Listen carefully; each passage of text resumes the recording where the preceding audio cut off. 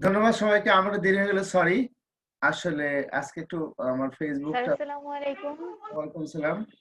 আমি স্ক্রিন শেয়ারে চলে যাচ্ছি। আমরা কি পড়াবো সেটা একটু দেখতে চাই।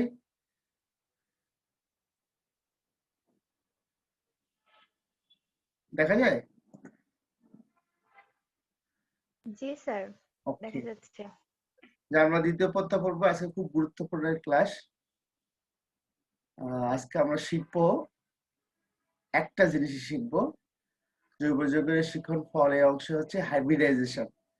আমি তোমাদের সিগমা পাই বন্ধন শিখাইছিলাম, সমযোজী বন্ধনে হাইব্রিডাইজেশন আমার শেখানো হয়নি। হাইব্রিডাইজেশন কখনো কখনো পরীক্ষা থাকে। এটা হাইড্রোকার্বনের একটি অংশ, এবং হাইড্রোকার্বন যে কয়টা হাইব্রিডাইজেশনের মধ্যে যে কটা আছে সেই কটাই আমরা এখানে দেখাবো। আমরা হাইড্রোকার্বনের সঙ্গে বলছিলাম যে কার্বন হাইড্রোজেন। আমরা যে হাইব্রিডাইজেশন বা সংকরণ করবো সেটা কিন্তু হাইড্রোজেন এবং কার্বনেরই একটা অংশ, এবং সেইটুকুই পড়াবো যেটুকু আমাদের আছে। হাইব্রিডাইজেশনের মধ্যে প্রথমে যদি বলা হয়, যদি আমরা সংজ্ঞার দিকে চলে যাই, দুই বা ততোধিক ভিন্ন কিন্তু কাছাকাছি শক্তি সম্পন্ন অরবিটাল একত্রে মিলিত হয়ে একই শক্তি সম্পন্ন সমান সংখ্যক নতুন অরবিটাল তৈরির প্রক্রিয়াকে সংকরণ বা হাইব্রিডাইজেশন বলে।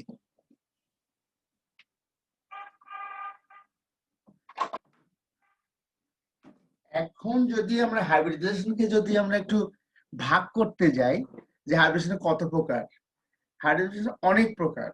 হ্যাঁ, কিন্তু আমরা কিন্তু বেশি প্রকার পড়বো না। আমাদের জৈব যৌগের মধ্যে যেসব লাগে সেই সংখ্যকই আমরা পড়বো।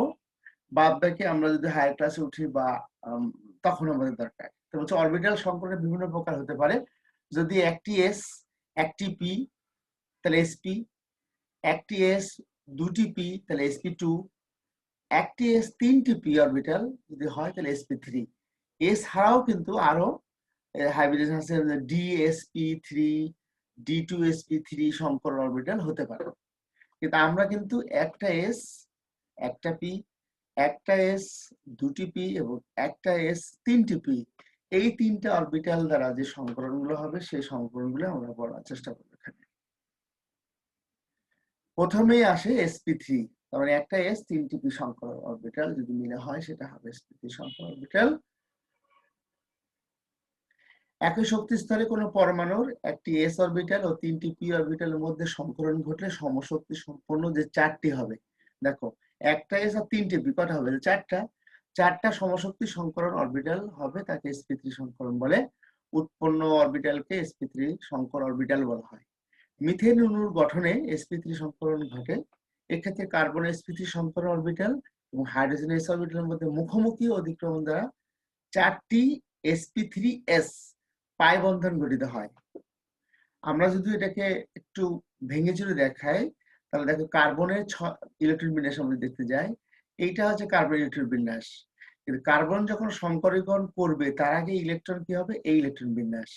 আর হাইড্রোজেনের এই ইলেকট্রন বিন্যাস। এটা হচ্ছে হুন্ডি অনুসারে এক্সাইটেড স্টেট, উত্তেজিত অবস্থায়। একটা শব্দ লাগবে, উত্তেজিত অবস্থায় ইলেকট্রন বিন্যাস। সেক্ষেত্রে দেখো একটা এস অরবিটাল এবং তিনটি P orbital, P X Y Z, এই তিনটে মিলে এই চারটে সমশক্তি সম্পন্ন হাইব্রিড উৎপন্ন হয়েছে। এখন এর সঙ্গে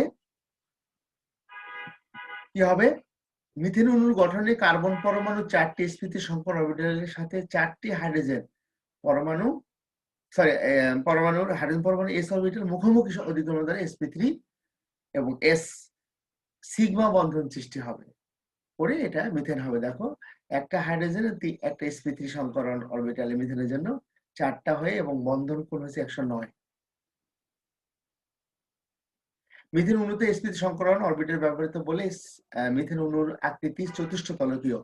এই চতুষ্ঠ তলকীয় শব্দটা আমার লাগবে পরীক্ষার সময়, কারণ মিথেন অণুর একটা গঠন আছে, সবটার একটা গঠন আছে, সব হাইব্রিডাইজেশনের একটা গঠন আছে। যেমন এইটার হচ্ছে চতুষ্ঠ তলকীয় এবং মধ্যবর্তী কোণ হলো 109.28।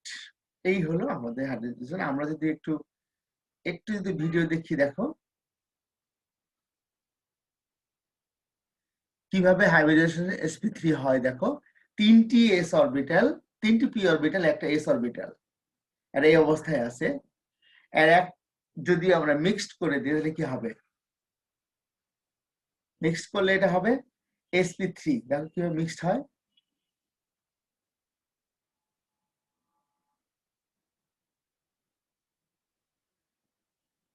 জাস্ট মিক্সড হয়ে চারটা লৌহ হয়ে গেল, উপরে একটা নিচে তিনটা।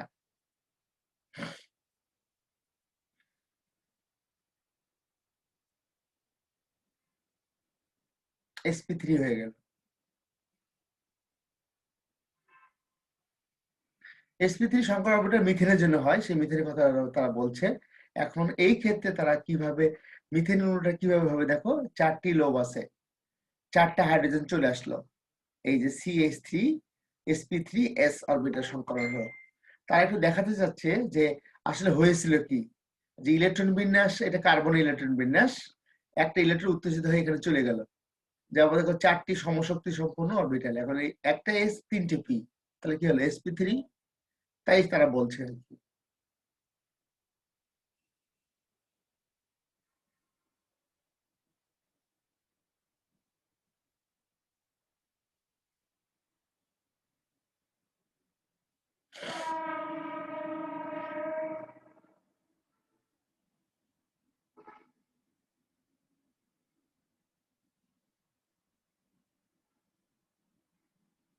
দেখতে পাচ্ছ তোমরা? দেখা যায় জি স্যার, দেখতে পাচ্ছি। জি স্যার। এই মিথেন অণু হয়ে গেল। যাই হোক, আমরা পরে এখন যাব sp2 সংকরণ অরবিটালে। এটা একই কথা, সবই মোটামুটি কথা একই, কিন্তু একটু ভিন্ন, দৃষ্টিকোণ ভিন্ন, এটাই বেশি ইম্পর্টেন্ট। একই শক্তি স্তরের s অরবিটাল ও দুটি p অরবিটাল মিলে তিনটি sp3 সংকর অরবিটাল বা হাইব্রিড অরবিটাল সৃষ্টি হবে। এই ক্ষেত্রে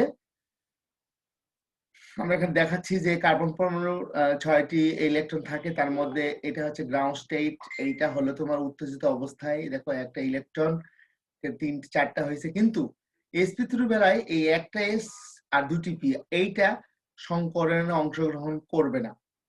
কেন করবে না সেটা কারণ জানা যায় নাই, কিন্তু করবে না এখানে। সেক্ষেত্রে দেখো sp3 sp3 sp3 আর একটা অরবিটাল পারপেন্ডিকুলার থাকবে এই কার্বনের সাথে।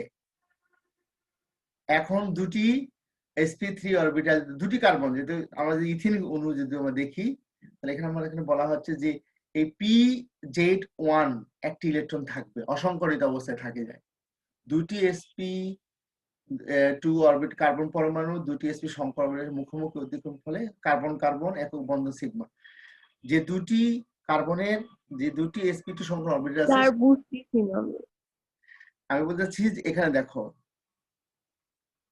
এখানে হচ্ছে কার্বনের সাথে মিক্সড হবে একটা এস আর দুটা পি, একটা হবে না, একটা হবে না যেটা, সেটাই আমরা বলছি। এবং মিলে দেখো একটা sp2, এটাও sp2, এটাও sp2, তিনটা হলো। আর এইটা হলো অসংকরিত অরবিটাল, এই অরবিটাল আগে থেকে এরকমই ছিল, এখন এরকমই আছে। সেটাই ওরা বলছে এখানে, প্রথমেই আমি কথাটা বলছি যে 2pz অরবিটালে অসংকরিত অবস্থা থেকে যায়, মানে এটা সংকরণে অংশগ্রহণ করবে না। বাকি যে দুটি কার্বন পরমাণু sp2 সংকর অরবিটাল আছে বাকি, সেটার সাথে হাইড্রোজেন পরমাণু যুক্ত হয়ে সিগমা বন্ধন সৃষ্টি করবে। কার সাথে? এই যে হাইড্রোজেন বন্ধনে সিগমা, এই যে CH বন্ধন হবে। আমরা একটু চিত্রতে দেখি, দেখলে বুঝতে পারবো খুব ভালো মতো। এই দেখো একটা sp3 অরবিটাল এখানে আছে, এটা একটা, এটা একটা, তিনটা লোক, আর এটা হলো অসংকরিত p অরবিটাল। এখন আরেকটা যদি কার্বন আসে, দেখো দেখো দুটা হয়ে হয়ে গেল, এটা কার্বন এটা কার্বন, কি হলো? কার্বন কার্বন সিগমা বন্ধন। তারপরে দেখো কার্বন কার্বন সিগমা বন্ধনের পরে এইখানে দেখো এই পিজেড অরবিটাল আর একটা বন্ধন সৃষ্টি করে, সেটা হচ্ছে পাই বন্ধন। তাহলে ইথিন অণুতে কি থাকে? একটা সিগমা বন্ধন একটা পাই বন্ধন থাকে। সেটাই হলো sp2 সংকরণ। আসলে ওইটাই সিগমা বন্ধন ছিল, এখানে পাই বন্ধন হবে আর কি, এই কিছু না। তাই বলতেছে এই অবস্থায় বন্ধনে অংশগ্রহণকারী কার্বন পরমাণু দুটি অসংকরিত পিজেড অরবিটাল পাশাপাশি অধিক্রমণের ফলে একটি পাই বন্ধনের সৃষ্টি করে। তাহলে সিগমা বন্ধন পাই বন্ধন, এবং সেটাই থাকে ইথিন অণুর মধ্যে। ওকে, মিথেন, সরি মিথেন ভুলে, মিথেন এটাতে sp সংকরণ এবং বন্ধন কোণ 120, এবং দেখো স্ট্রাকচার দেখা ত্রিকোণ, ওটাতে ছিল হলো চতুষ্কোণীয়। আমরা এখন sp সংকরণে যাব। sp সংকরণ sp2 সংকরণ সেম, একটু ভিন্ন, একটা s একটা p, বাস, আর কোনো কথা নেই। বাকি দুটি অসংকরিত, এটাই বলতে চাচ্ছি। একটা s একটা p অরবিটাল সংকরণ অংশগ্রহণ করবে, বাকিটা করবে না। তাই বলা হচ্ছে যে উত্তেজিত অবস্থায় কার্বন পরমাণু সেই আগের মতোই অরবিটাল গুলো। তারপরে দেখো sp সংকরণের বেলায় কি ঘটে। sp সংকরণের বেলায় দেখো একটা s, এই যে লাল যেটা আছে সেটা sp অরবিটাল, আর বাকি এই দুটা হচ্ছে অসংকরিত অরবিটাল। এখানে একটা পাই বন্ধন, এখানে একটা পাই বন্ধন, দুই পাই বন্ধন, একটা সিগমা বন্ধন, দুটি পাই বন্ধন, সেটাই হচ্ছে ইথিন অণু। এবং মধ্যবর্তী কোণ হচ্ছে 100° এবং হচ্ছে সরলরৈখিক। ইথান অণুতে sp সংকরণে অরবিটাল ব্যবহৃত হয় বলে এর আকৃতি সরলরৈখিক হয় এবং এটা হচ্ছে 180° কোণ।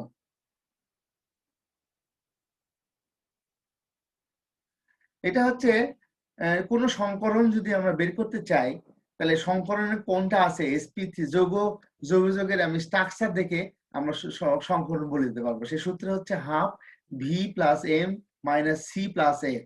দেখো যোজ্যতার ইলেকট্রন, একযোজী পরমাণুর সংখ্যা, ক্যাটায়নের চার্জ, অ্যানায়নের চার্জ। মিথেন অণু দেখো, মিথেন অণুর কার্বন আছে বলছে ভি হচ্ছে যোজ্যতার ইলেকট্রন, 4টা থাকে। এম হচ্ছে কি একযোজী পরমাণুর সংখ্যা, কার্বন একটা 4, সরি হাইড্রোজেন পরমাণু করা আছে 4টা, 4 4 শূন্য, তারপরে ক্যাটায়নের চার্জ 0, 2 শূন্য হলে কি হবে 4, তো 4 হলে sp3। দেখো একটা s আর 3টে p, এই তিনটি, একটা এস 3টি পি হল, তাহলে মোট 4টি, এই জন্য তার নাম হচ্ছে। আমরা এই সূত্র দ্বারা কোন যৌগ দেখেই তার সংকরণ কি আছে আমরা বলতে পারি আর কি। এই যেমন অ্যামোনিয়ার বেলায় দেখো চার্জ এখানে 1 আছে, মোট মৌল করে 5টা আছে, 4টা 5 আর 9, 9 এর মধ্যে 1 মধ্যে 8, 8 মধ্যে 2 ভাগ করলে sp3 সংকরণ। আর নাইট্রোজেনের বেলায় দেখো 5 আছে ইলেকট্রন, 3 2 5, কিন্তু চার্জ আছে মাইনাস, হ্যাঁ, সেই কারণে এখানে 3 হয়েছে, এবং সংখ্যা হলো 3 হলে sp2 সংকরণ। দেখো এগুলো আমাদের পরীক্ষা থাকবে না, আমাদের পরীক্ষা থাকবে sp2 sp3 এবং sp সংকরণ। আমরা শেষে একটা ভিডিওটা আমি দেখে রাখছি কিনা জানি না, আমি একটা ভিডিও দেখাই তোমাদেরকে, দেখালে তোমাদের কাছে ক্লিয়ার হবে যে sp2 সংকরণ কিভাবে হয়েছে।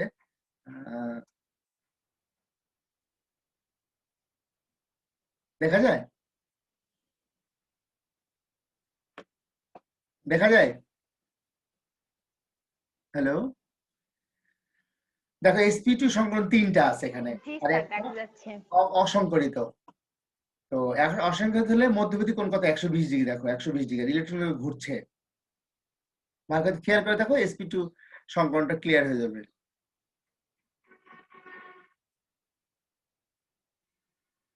এই দেখো পিজেড অরবিটালের সাথে এই অরবিটাল 90° হবে, কিন্তু 3টি sp2 অরবিটালটা হবে মধ্যবর্তী কোণ 100। এই দেখো 3টা হচ্ছে sp, এটা আর মধ্যবর্তীটা pz। এখন আরেকটা কার্বনের পরমাণু আসতেছে একই রকম দেখতে, দেখার পরে এই দেখো সংকরণের অরবিটালের মধ্যে এরা পাশাপাশি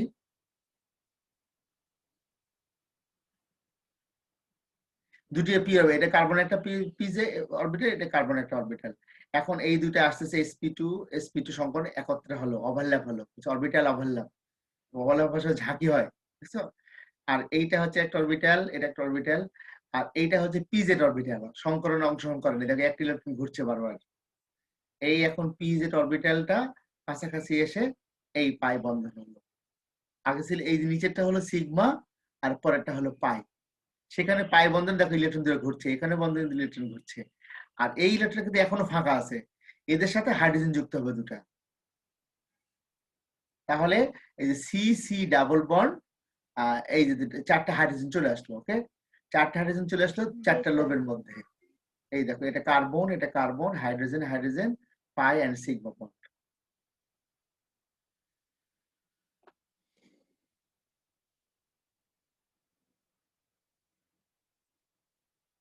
এটা হচ্ছে তোমার হচ্ছে sp অরবিটাল, এটা মানে sp সংকরণ। একটা s একটা p মিলে হবে sp, সেটাই আমরা দেখা যাচ্ছে এখানে। ওকে দেখো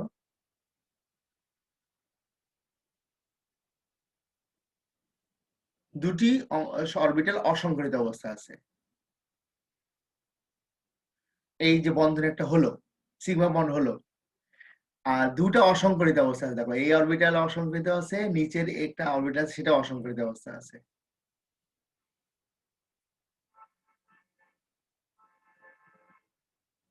এই যে পি জেড পি ওয়াই এর অংশগ্রহণ করে নাই, শুধু পি এক্স করলো আর কি।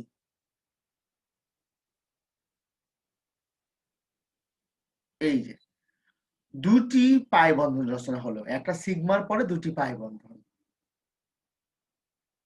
তাহলে ইথাইন অণুতে বা এসপি সংকরণে দুটি পাই বন্ধন একটা সিগমা বন্ধন থাকে, এবং এর পাশাপাশি এই যে অরবিটাল আছে এটা হচ্ছে এসপি সংকরণ অরবিটাল, এটার সাথে আসবে হলো একটা হাইড্রোজেন, এই যে সিএইচ সিএইচ।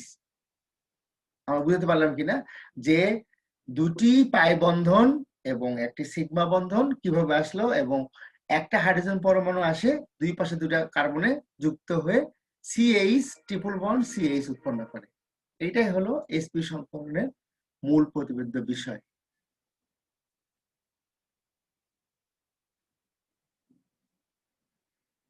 চিত্রের মধ্যে এগুলো অ্যানিমেশন করা আর কি। দেখো এই যে তিনটি বন্ধন, দুটো পাই বন্ধন একটা সিগমা বন্ধন হলো।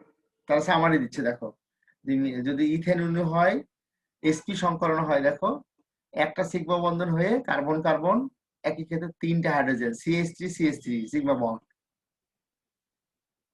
এটা সামারি করতেছে না, এটা ইথিন, এটা হচ্ছে পাই বন্ধনের ইথিন, দেখো একটা হাইড্রোজেন দুটা কার্বনের পাশে যুক্ত হয়ে পাই বন্ধন।